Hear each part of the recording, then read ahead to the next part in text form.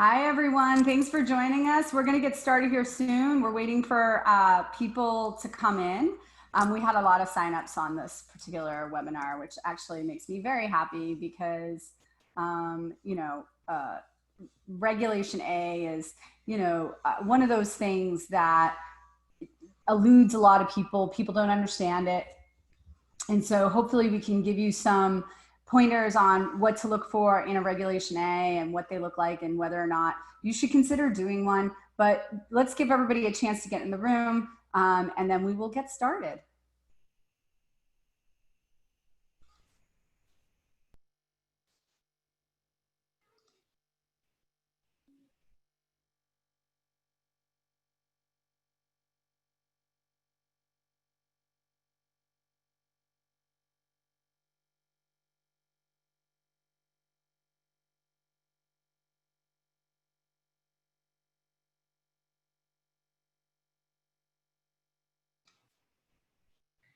I want to say aloha. Someone's messaging from Maui.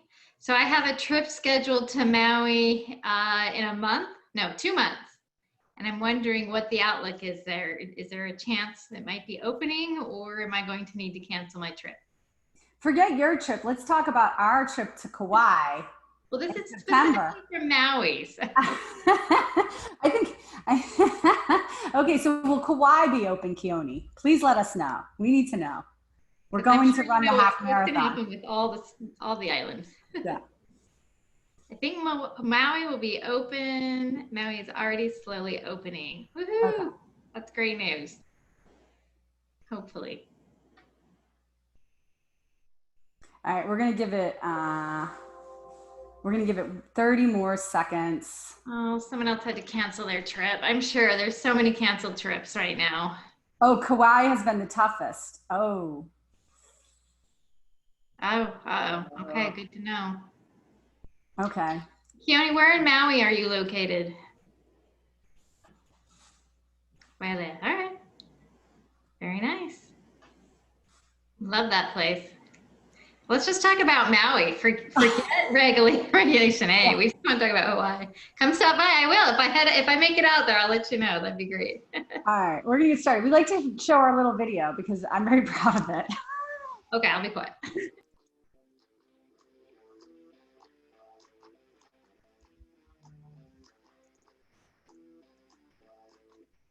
Oh.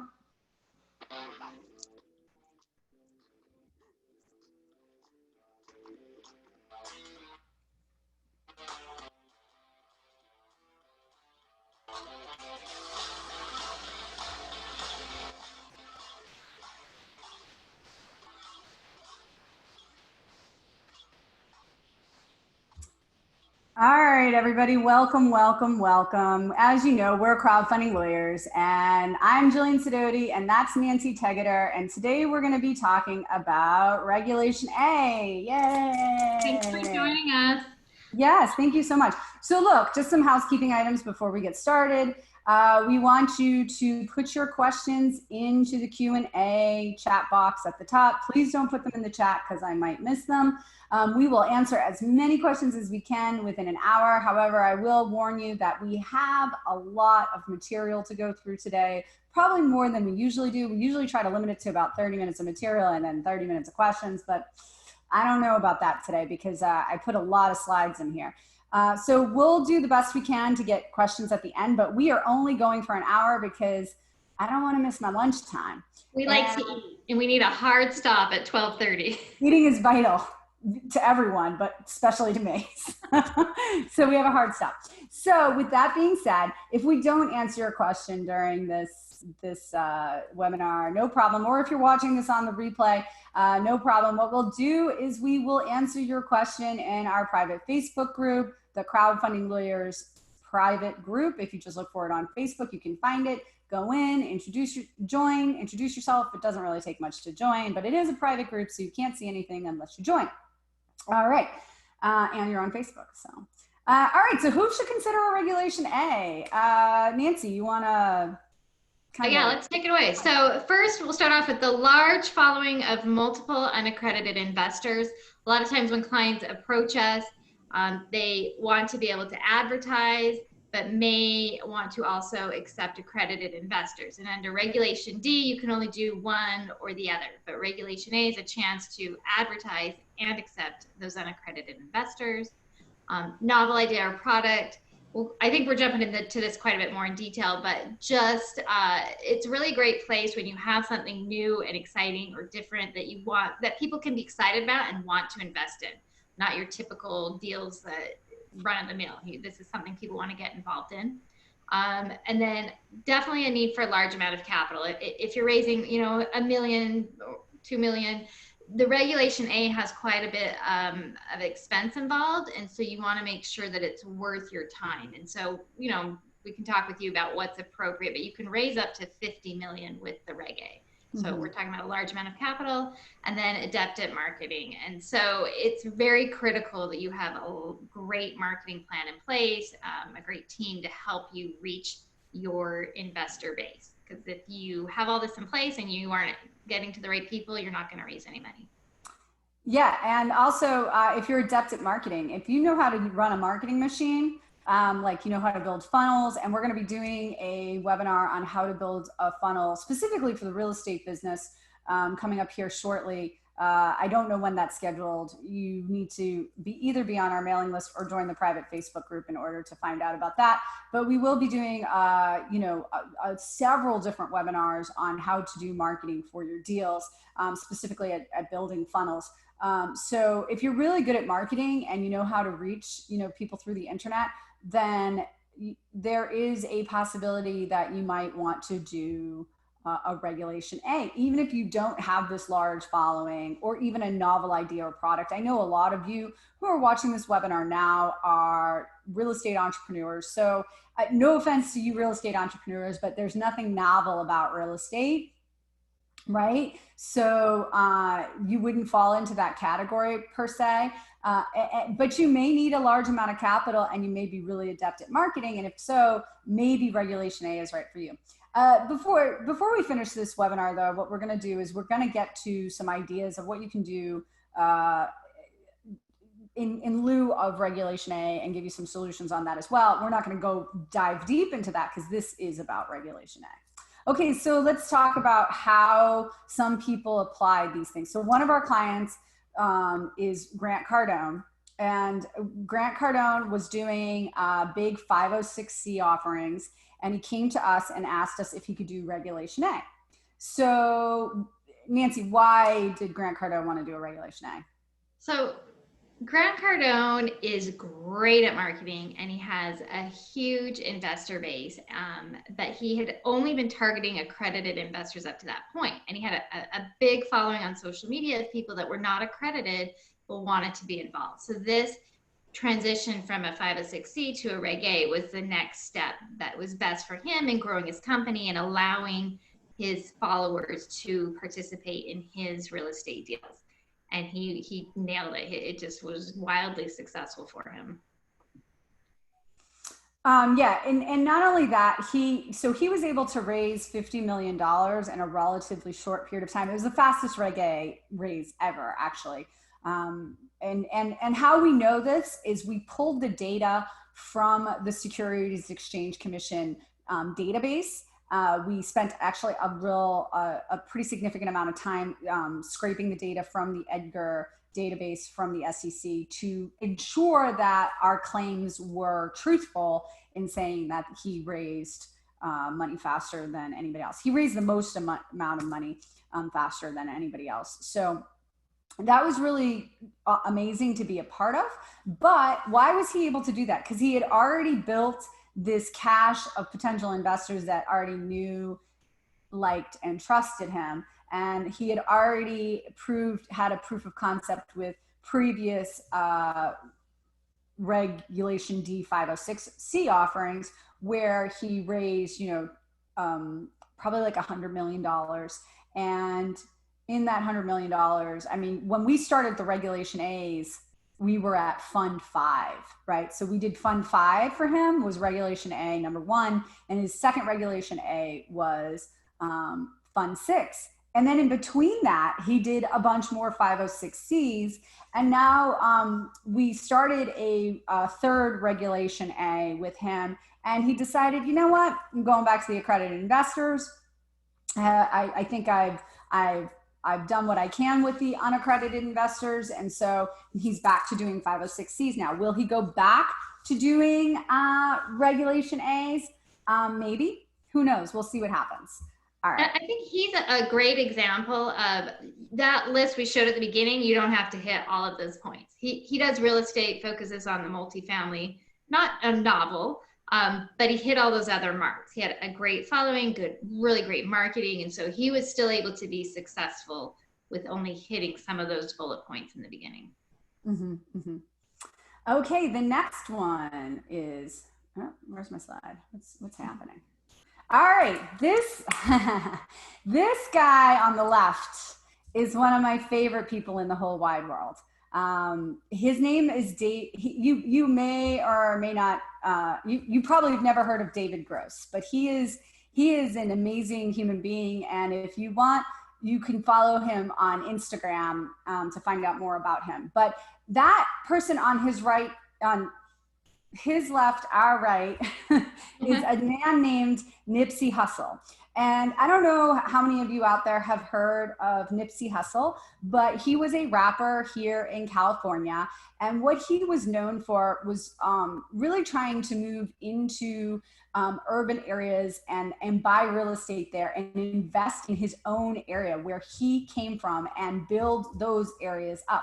Unfortunately, Nipsey was killed in one of his properties one night, and he was shot in one of the stores he owned in Inglewood, California. But David has decided to continue his legacy. And so David is just launched a Regulation A called the Own Our Own Fund. It actually isn't live yet. He just finished it up with the Securities Exchange Commission. And what he wants to do is, David and Nipsey were surrounded, and David continues to be surrounded by a lot of famous and very wealthy people. And they could all take down these deals and invest with him and make it happen. But that's not the point of the Own Our Own Fund. The point of the Own Our Own Fund is that people who came from those neighborhoods can invest in those neighborhoods and bring them up. We're going to have David on. He is way more articulate about this than I am. Quite some time ago, or actually not too long ago, maybe like a month ago, I called him up and I said to him, hey, what are you up to? What's going on? How are things going? And his response to me was, I'm buying a apartment building in Southside Chicago. And it was a huge apartment building, like 300 units or something, some big apartment building. I might have those numbers wrong, but it was a big apartment building in Southside Chicago. And I said to him, I said, David, I'm going to just cut it straight to you. We're very different people. And what I mean by that is I'm white and you're black. And aren't you worried about gang violence and, becoming a drug den, buying a property like that? And his response was so articulate. I'm going to now screw it up, but it was, if we don't buy these properties and move them in the right direction, then no one will. And they will continue to have these problems in urban areas that plague Black people. So that is, and plague minorities in general. So that is his focus, is to get everybody involved in investing in these communities. And so he has a very big social media following. So he does plan on leveraging that at least quite a bit. I think that answer just sums up him as a person. He is the nicest person. He's very intelligent, very driven, and he has tons of great connections within his communities that he works with people who can help fund these plans, professionals outside of that. But he is trying to bring them all together, and he has this greater purpose in mind that a lot of people can get behind and want to be involved in. It's very inspiring. He's been so wonderful to work for. Yeah. So our next one is In Situ Biologics. And this was a company, the founder of the company came to me and he was so excited to show me a gel. He had a backpack with him. He came to my office His name's Jim Segermark, and he stepped down from the company, but he was one of the founders of the company. And he came in with his backpack, and he had these syringes, and he squeezed out this gel out of these syringes, and he was like, "So I have these gels," and he poured out one, and it was like, you know, a little thin gel. He was rubbing it in between his fingers, and then he poured out another one. It was a little thicker. And he said, what these gels do is that you can inject an opioid into the gel and then inject the opioid into a person. And it hedges against opioid addiction while controlling somebody's pain. So it's a viscous gel that will time release the opioid. And this is great. So this way people do not have to be in pain, but at the same time, they don't get addicted to a very dangerous drug. And so that is what In-Situ Biologics was doing. And they really wanted a way that they could, you know, reach doctors, but also give an opportunity for not just the doctors, but the orderlies to invest, or people who had been affected by opioid addiction to get invested into their vision. And they also wanted to create a platform, a proof of concept for venture capital. So they were successful in doing their Regulation A. They raised a bunch of money, and then they shut their Regulation A down, or they shut it down to new investors, and that's where they are today. So they had a novel concept in biotech. But it's not so novel that none of us can understand it or it can't get to market quickly. So there is an opportunity for them to get to market quicker than perhaps our next example. Real quick, before you jump on, and I think I'm glad you brought this one up too, because most everything up to this point has been real estate. And I don't know if you feel the same way, but something in the COVID water in the last month has triggered more Regulation A calls about in the medical field than I've had ever before. There's just this spike in interest in doing Reg A's within the medical field. I think the next one you're doing is that as well. But oh yeah, the next one I'm going to do is in biotech as well. But I also want to give a shout out, and I won't say who it is because I don't want to out anybody, but we also have a viewer on right now, and we're going to be doing a Regulation A offering for them in immunology, and I'm over the moon excited about that one. So we've been talking for months on that one, and so hopefully helping with the COVID crisis as well as you know, immunology studies in cancer as well. Lots So of opportunities coming up outside the real estate box. Okay, so this one, love doing this one as well. BioLife 4D, biotech company. What they're doing is attempting to 3D print a heart, a human heart. And they've made some progress, believe it or not. But to do this is really, really hard. It's really hard. It's a super risky product, and they say right in their offering, we will not generate any revenue for like 10 years. This is literally ground floor investing opportunity.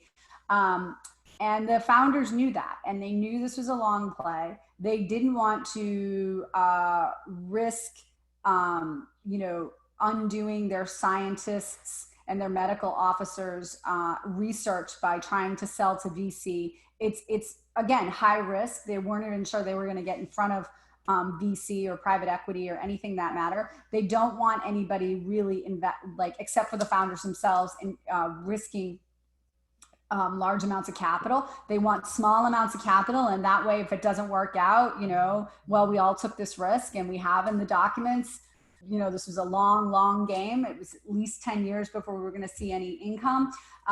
So we want to go to a variety of investors that invest a small amount of capital. But from an investor standpoint, hey, if I put $1,000 in and get to be a part of a 3D printed heart, that's really exciting. Something I want to do. And so amazing, right? Yeah. So this is a huge long play, not, you know, not quick money. And not closing in 10 years, you won't make money for at least 10 years. So it's a big risk. All right. Next one. Oh, This is the city of Los Angeles, and they did a Reggae. No, I'm just joking. I didn't know about that client. Yeah, you're right. So the city of Los Angeles is our client. No, actually, the reason why I have this picture, this Reggae is no longer available for investment. I didn't ask permission from any of these folks if I can use this, but this was kind of like a semi-private Reggae, believe it or not. What this person did was it was a young man who had an amazing business plan in my opinion, and I see a lot of business plans, by the way. So for me to say that, especially about something in real estate, is kind of awesome. And not that I'm that awesome, but I do see a lot of stuff. So, not that my opinion means anything, but this gentleman is 28 years old, or was 28 years old at the time, and he came to me and said he wanted to do an offering to buy certain multifamily properties in Los Angeles and reformat those multifamily properties in a very specific manner for investors. And the reason why he wanted to do a Regulation A specifically was because he was going to have a lot of his college buddies invest. A lot of his college buddies, well, all of his college buddies are not accredited. They're 28 years old. They haven't quite made it there yet. He also had some family members that wanted to invest that were not quite accredited. Now, you could say, all right, Jillian, but couldn't you have done a 506B? Absolutely. But he wanted to make sure that he was above board with everybody, that anybody could invest. And and if somebody introduced him to somebody, he could take their money without worrying about, oh, are you accredited or not? So he did a Regulation A for a smaller amount of capital, and then went and asked all of his friends who were across the United States if they wanted to invest in his multifamily fund. It was basically a multifamily fund. So that's an example of somebody who has a more tight-knit group, but wants to expand ever so slightly and make sure that he's within the rules. And maybe raising less than the typical large amounts. Yeah, no, he raised, I think his raise was sub 20 million. I want to say, I think it was actually quite lower than 20 million. Okay. Well, so, I think our purpose in going over all these examples too, I mean, we could sit here and spit out the law, but we want to give you some context as to how Regulation A can work for you. So maybe you aren't doing real estate, or maybe you aren't doing biotech, but hopefully the way these people are structuring things are triggering ideas for your situation that can help you. And then we will get into the law as well, but that's our purpose with this. Okay. Yeah, exactly. Thank you. And then we just have a couple more here. This is our second to last example. So this is Mythic Markets, and they're also going to be doing an interview. Joe has posted in the Facebook group before about what Mythic Markets is and what they do. I just was tickled when I got this deal presented to me. I thought it was just such a cool concept. So Mythic Markets allows investors to invest in collectible items that they otherwise wouldn't be able to invest in. So for example, one thing I didn't know about is that Magic the Gathering cards, I don't know if any of you know about Magic the Gathering, but Magic the Gathering is a game, that's played with cards, similar to Dungeons and Dragons, where different cards have different powers. And some of these Magic the Gathering cards are rare and extremely expensive. And so, the typical collector cannot purchase these cards because they're so expensive. So, what Mythic Markets figured out was, why don't we buy a card and then tell people that they could invest in that card? And we'll do it through Regulation A. And so, as you can see there, you can invest with as little as $30. Pretty amazing. So how do they do this? How do they say with a Regulation A, you can invest in this one tiny little card? So the first thing we did was the Black Lotus card. And I think the price on that was like $110,000. So again, why would you do a Reg A for $110,000? Well, you wouldn't. What we did was we did a Reg A, but we did a Reg A as under a Series LLC. And so what a series LLC is that there's a master LLC, and under under the master, you can spin off series that are their own little sub LLCs. And then the investors would invest in the individual series that hold individual assets. So every time they had a new asset come up, they would just amend their Regulation A to add that asset. So let's explore this one a little bit. So I want to be a part of that first card. I would invest in Series 1 LLC, not at the master level. Right over here. And then the Series 1 LLC would be the actual entity that purchases that collectible card. Right. This one here, I'll use my little laser pointer. This one right here. Yeah. So then, and so, yeah, that's exactly right. Then they come across a new item they want to purchase. So if it makes sense, you could keep it in Series 1, or you could create an entirely new series. Now, Jillian, not all states recognize series LLCs. No. So you have to find a state that recognizes a series LLC. So this particular one was created in Delaware. You could also do it in Nevada and Texas and Illinois.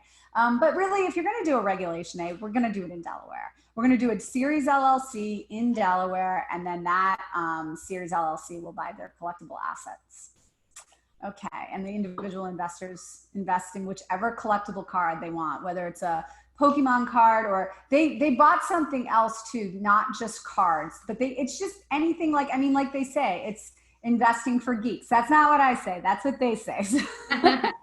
So, and I'm sorry, I don't have I meant to put the name of the company on here and I didn't. It's called Mythic Markets. If any of you want to look it up, that's Mythic, MYTHIC Markets. So just Google search. He's a part of our Facebook group as well. So, yeah, and don't ask me to pronounce his last name. It's like super long. All right. So how else could a series LLC be used? Like now maybe your wheels are turning, like, oh, how could I apply this to my business? I always want people to invest in individual assets.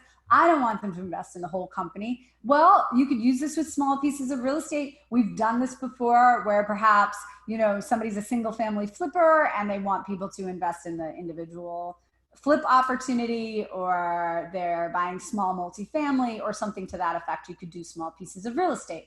The next thing you could do is packages of notes. We've used series LLCs with packages of notes where a client would buy a package of notes and then they divide the notes out into performing versus non-performing and put the performing in one series and then non-performing in another series because different investors prefer different things. We did this with racehorses. We had a client that was buying fractionalized interest in racehorses. They wanted to give people the opportunity to invest in the individual racehorses. So they have an app where you can go and you can find the racehorse that you want to invest in. The next kind is classic cars. This is not a client of ours, but there's a company out there called Rally Road that did classic cars. And so you can go and invest in individual classic cars. And then also individual corporate acquisitions. I've had a couple of clients who've said to me, I want to do an acquisition fund. Well, you kind of have a problem doing an acquisition fund with Regulation A because the SEC runs into Investment Company Act issues and things of that nature. So how do we avoid that? We can use a series LLC and ask individual investors to pick which investment opportunity that they want to invest in on an individualized basis, getting us out of the Investment Company Act situation.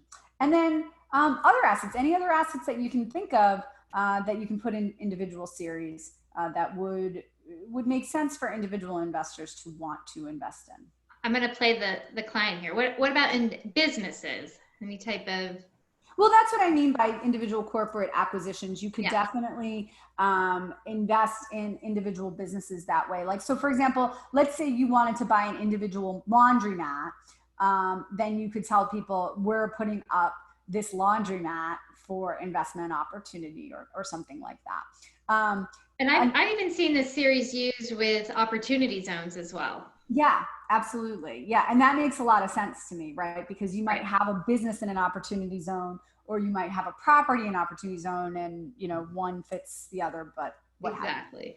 Okay, so this is our client, Ryan Betancourt. and he has a company called Legion. We just did his Reggae with the SEC, and it's called Legion Works. And what Legion does is they're a software acquisition company. And they are buying whole companies, whole opportunities, whole assets. And so we take them out of the Investment Company Act because they're not just making investments in these companies, but actually buying these companies, acquiring these companies. And they have identified some of those companies. Now, I want to be very clear. I didn't say this at the beginning. None of these are, opportunities that I'm endorsing. These are just to give you an idea of how a Regulation A can be done. We don't endorse any investment opportunities. You have to do your own research and get your own lawyers to read all that stuff. But Hello Bar's Legion Works is very interesting because Ryan and his partner, Mike, are really well-versed in the software industry, know how to create and target simple software solutions. So it's really cool what they're doing because they're targeting only a very specific type of software as a service product. And those are ones that are simple in nature. So they're not targeting Microsoft. They're not targeting, Citrix. They're not targeting even something like Zoom. They're targeting little solutions that make a big impact on business and can generate a lot of revenue, such as Hello Bar, which is a company they already own and they plan on having as their first acquisition for Legion. And then they also develop their own software solutions, simple solutions for businesses that, like this is just a bar that you can put on top of your website. So a lot of those COVID-19 bars you see across a variety of websites are coming from Hello Bar, a little bar that gets noticed. So again, simple software solutions make a big impact for a lot of businesses, a necessary tool, and it makes, a nice bit of money. So I always get nervous about saying how much money a company makes because, I don't want any of you to hold that against me when you invest and it doesn't work out. So, oh, Nancee, you're muted. Never mind. We're good. Go on. All right. So that's it for our company, examples on what you can do with Regulation A. And so now we're going to move on to what you can do with a Regulation A and how to do the Regulation A. So first of all, I want to talk about why Regulation A. It's because they allow you to advertise. You can do general solicitation. You can raise up to $50 million. You can have any investor invest. So these are the reasons why you'd want to do a Regulation A. Okay. So what's the first step you want to do? And Nancee, I'll let you talk about this step because this is where we really, put where the metal, rubber meets the road. The pedal meets the metal, the rubber meets the road. You think of whatever analogy you would like. That works. So if you're thinking about this, definitely reach out to us or any securities attorney that has experience with Regulation A. You want to get someone from the beginning who knows what's going on to walk you through the correct steps.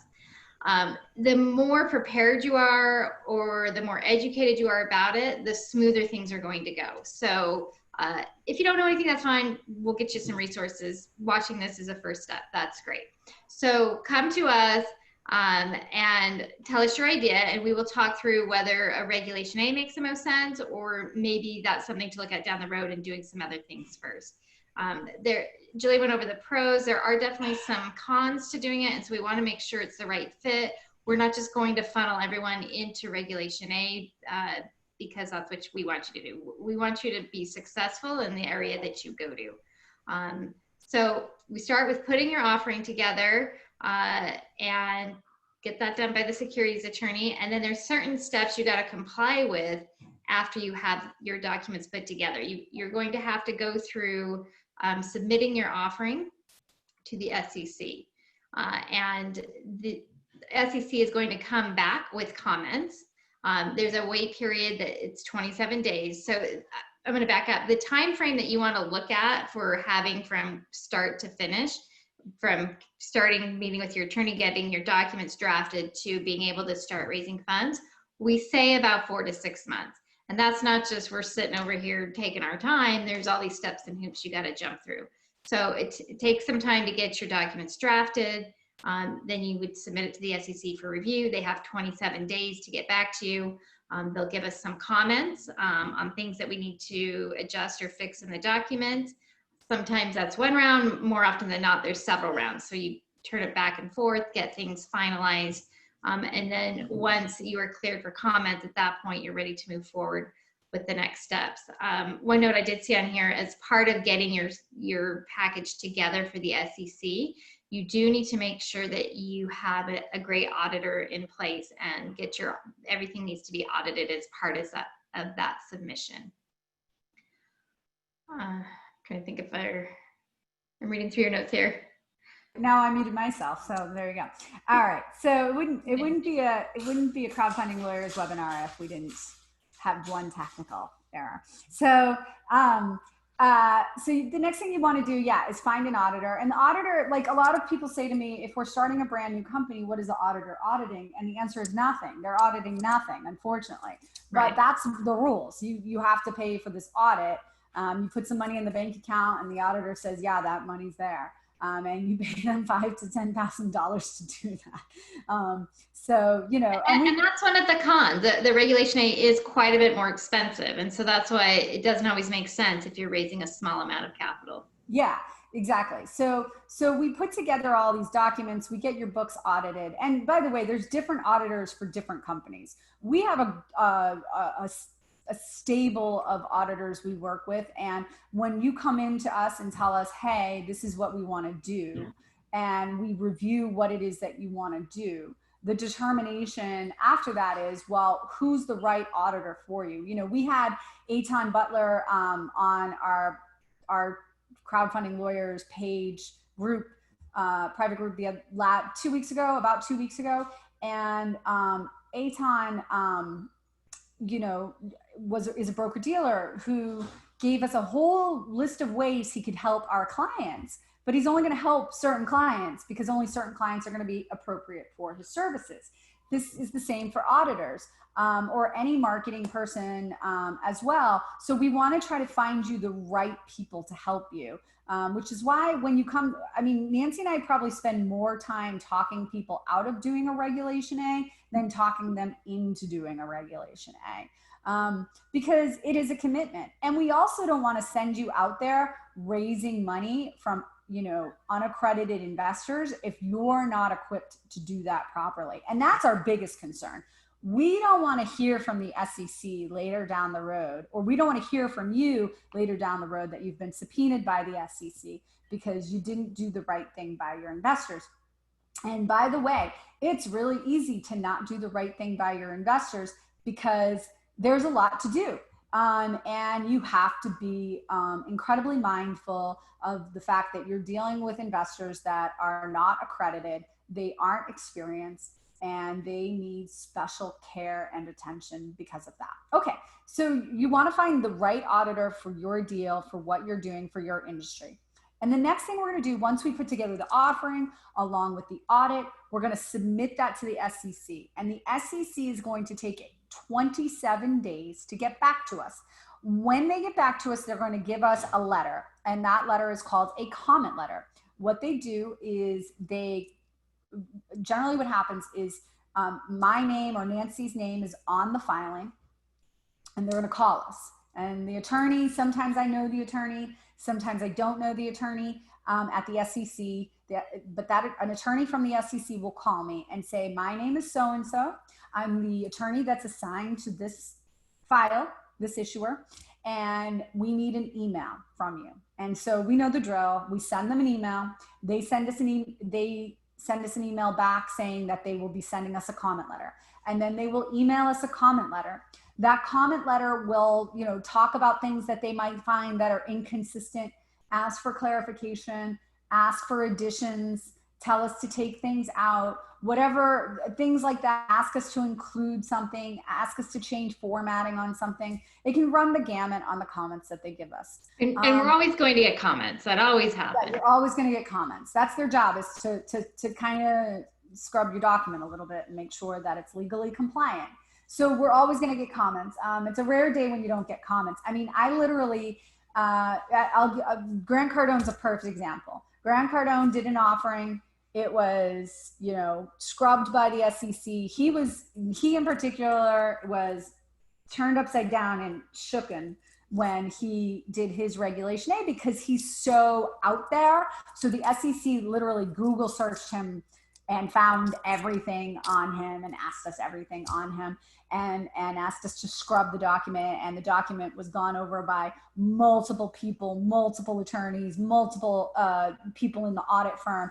It was tight as a drum by the time we got through. And so we had this Regulation A done. He went off, he raised $50 million.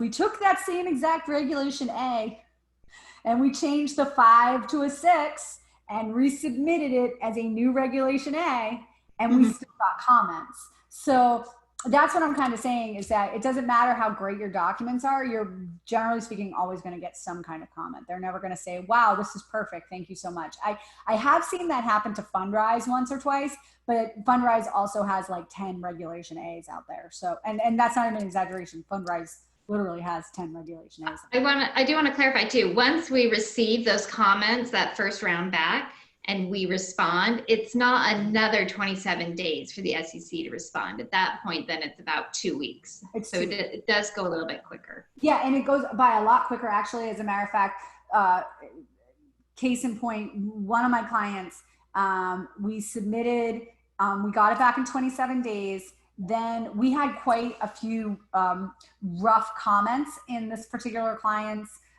first go around that really needed a lot of, you know, tender loving care. And so we made massive changes to their offering statement to, you know, please the gods at the SEC. And so we made those massive changes. And also the SEC had some really good points. I don't want to say like, it was like, oh, they really ran us through the ringer. They actually had some really good points on what my client was trying to do. And they wanted to see it tightened up a little bit.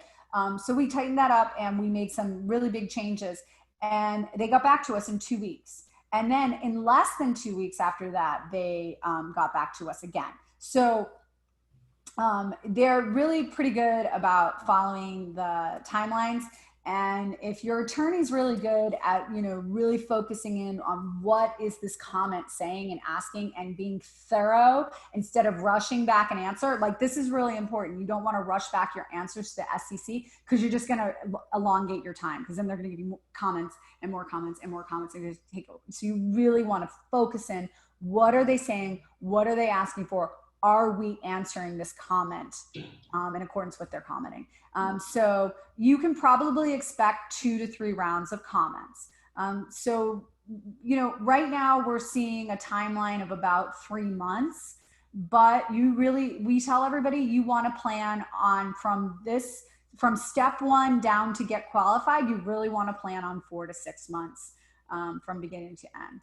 And that's often a determining factor for our clients, whether they do the Regulation D or the Regulation A. Because Regulation D, you know, you can get it as soon as a couple of days, couple of weeks, whereas the Regulation A is quite a bit more of a time commitment. So consider that when you're trying to decide which type of offering you want to do.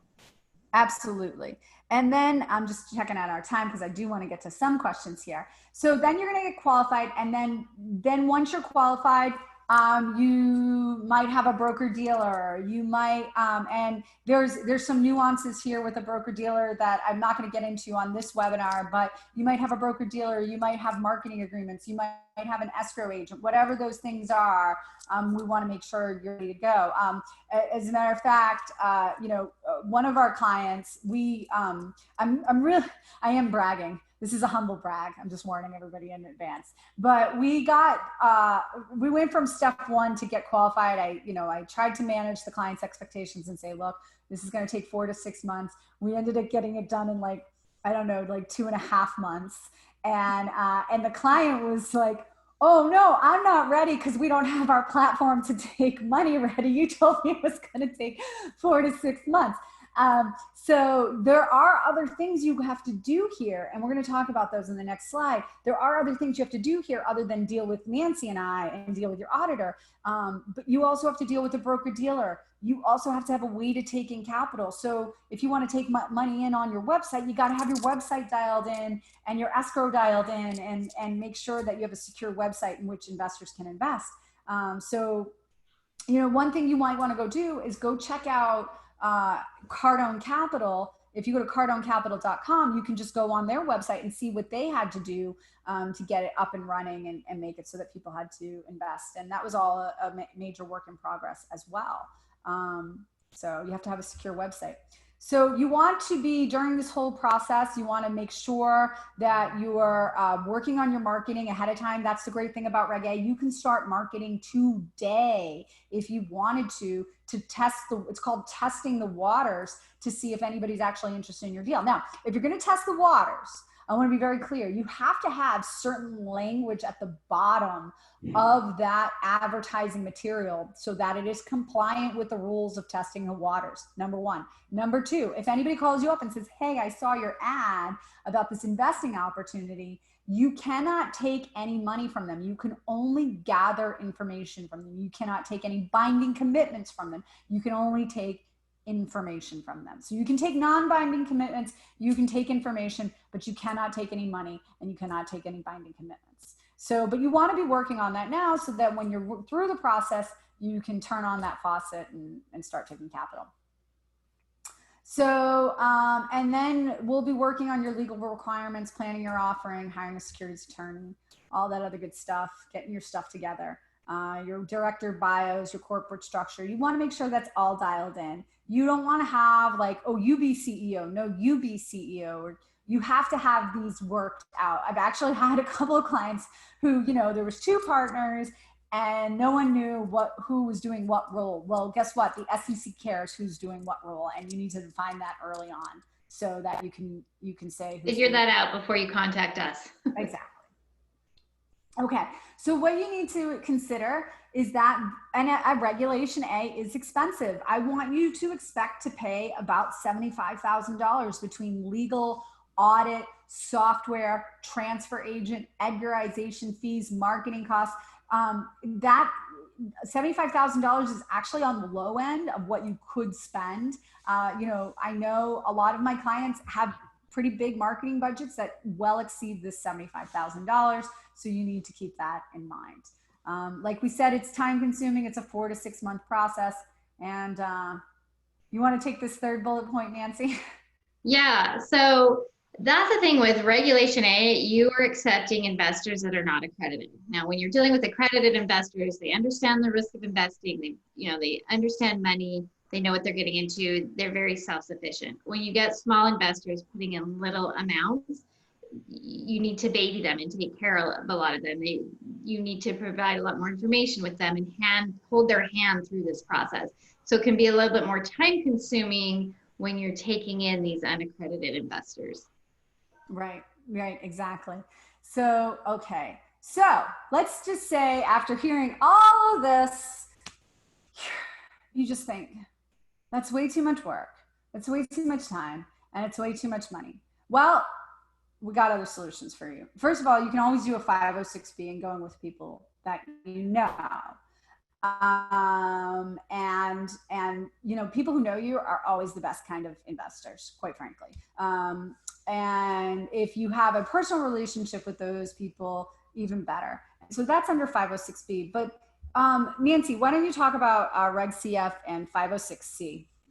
So those are other options of reaching investors. So with Reg CF, that's also done through an online portal.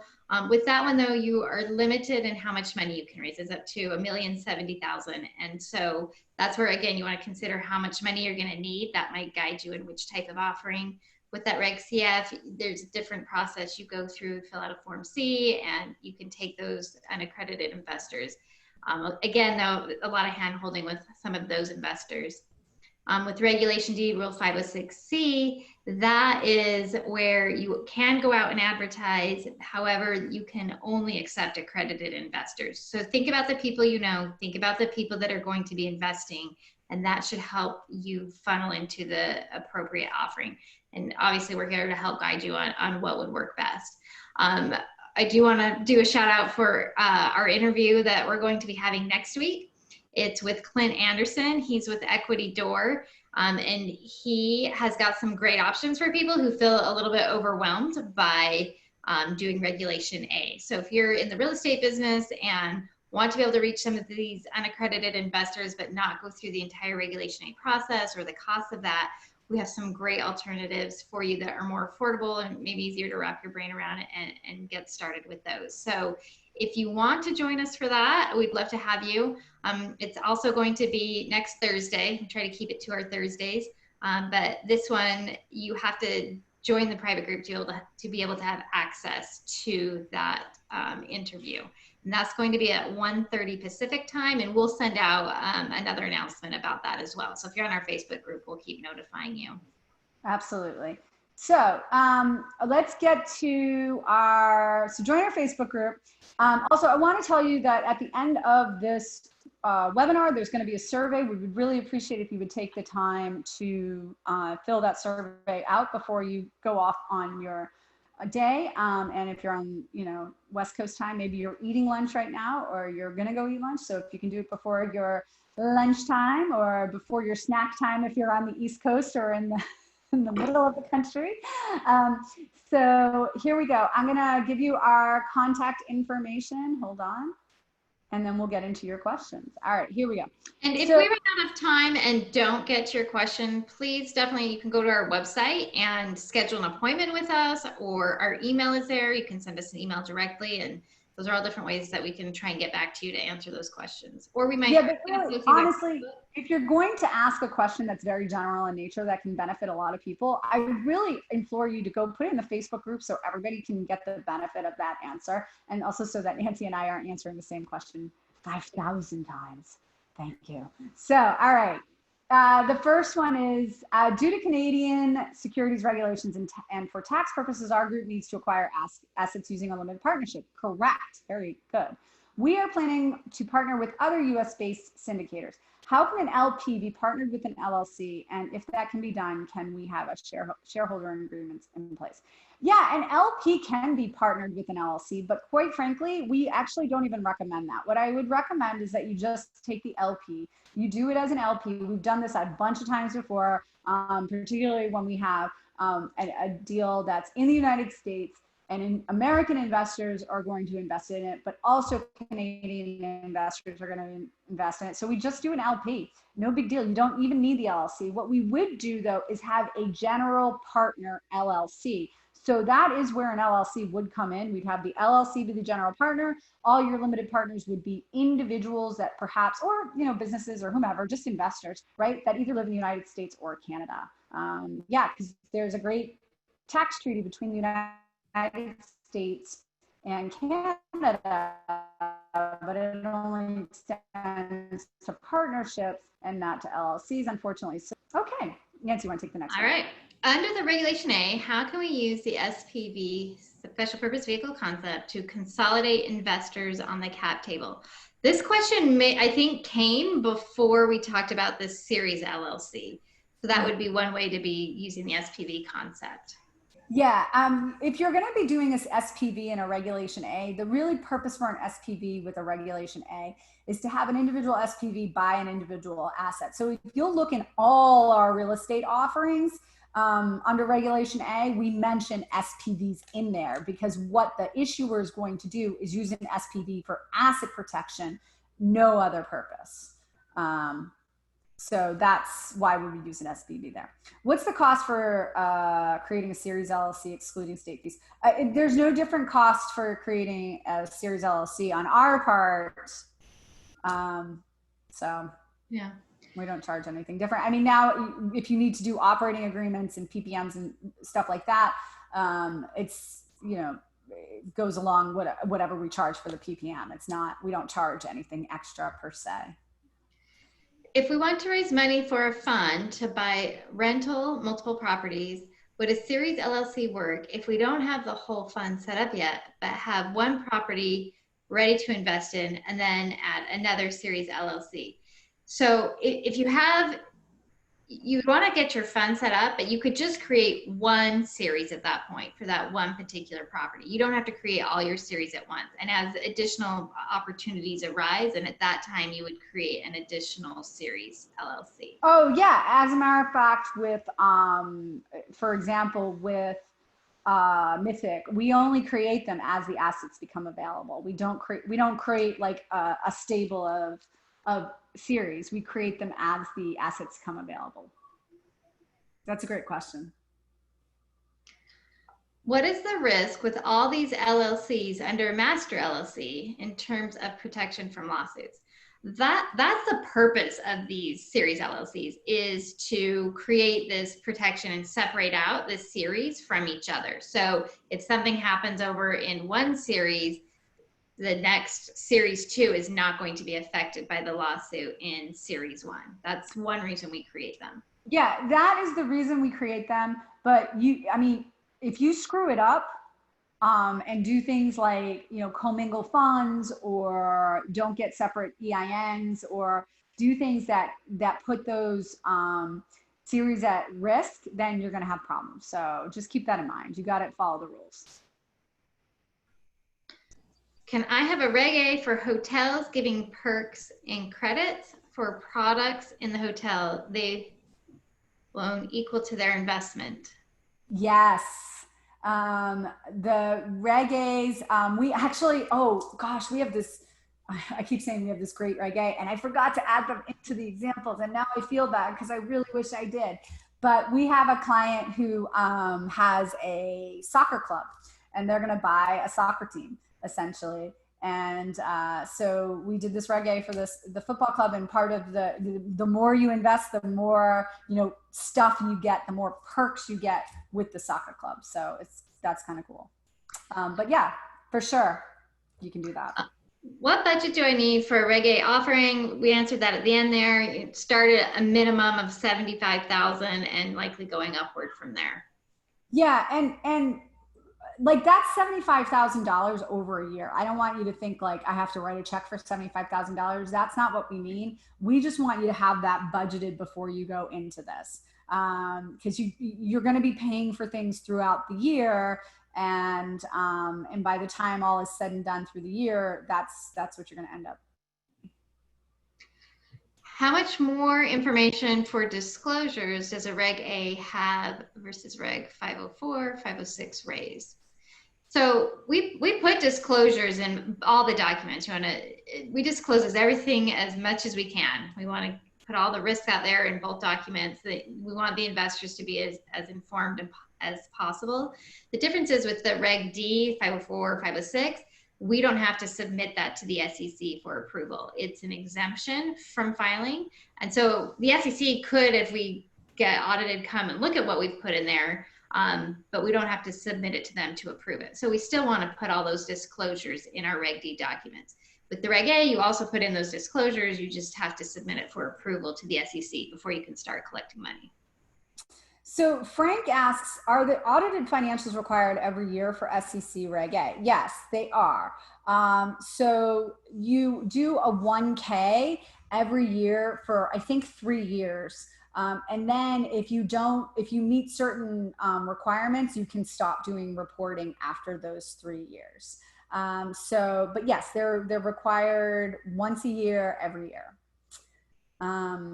Okay, so what are typical comments or clarifications from the SEC? I think we touched on that earlier, but just, it could be as simple as formatting and grammar. Maybe there's some content, some clarification on something. Maybe we need to add some information, risk factors.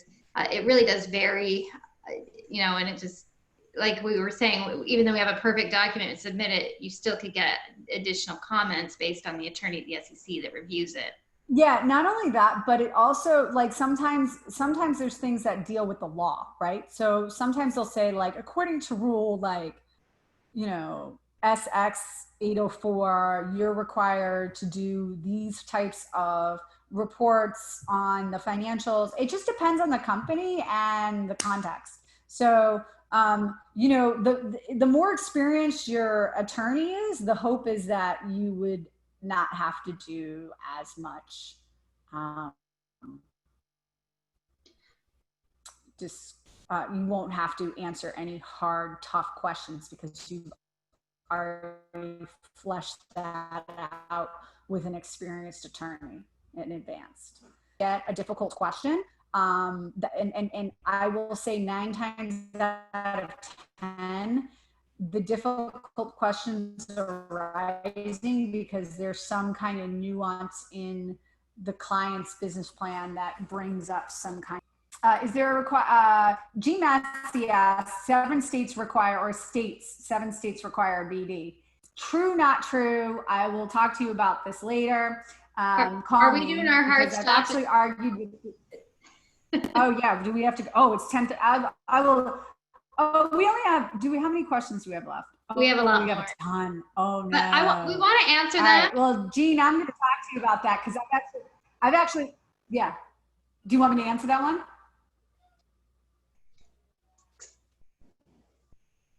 I can't hear you. I think she froze up. No, I was no. Let's answer the rest of these on our Facebook group so that people can all hear the responses. We'll come back to this because we've got 11 more questions. Yep. We're not going to get through them all. Yeah. So I'll just wrap up with Jean's. Jean, yes and no. I've actually argued with a state or two about this and won my argument, so that was nice. And I'd be happy to share that with you. But yeah, what I recommend to people that they just go to Aton over at Del Mar and Butler at Del Mar and use him as a broker dealer for those 7 states, or just because I don't want to deal with the hassle, even though I've won this argument before. And then also go over to, there's another broker dealer we deal with that will, 2 other broker dealers that we deal with actually, North Capital and another group. They've actually recently changed their name, so I'm sorry that I'm not giving them a shout out right now because I can't remember what their name is. But we deal with 3 different broker dealers that help with this type of need for Regulation A. If you're doing a Regulation A and you enter certain states, there's an opinion that you do need a broker dealer. So, okay, we're going to stop there, guys. Thank you so much. Be sure if your question did not get answered, please go on our Facebook group, the private Crowdfunding Lawyers Facebook group, and we will answer your question over there, hopefully tomorrow afternoon. And if you have any other questions, you can also ask them over there. If you think of questions after you leave here today, please take the survey. We really appreciate everyone being here today. I'm Jillian, that's Nancee, and Lauren's there somewhere. Have a great, bye. Bye, thank you.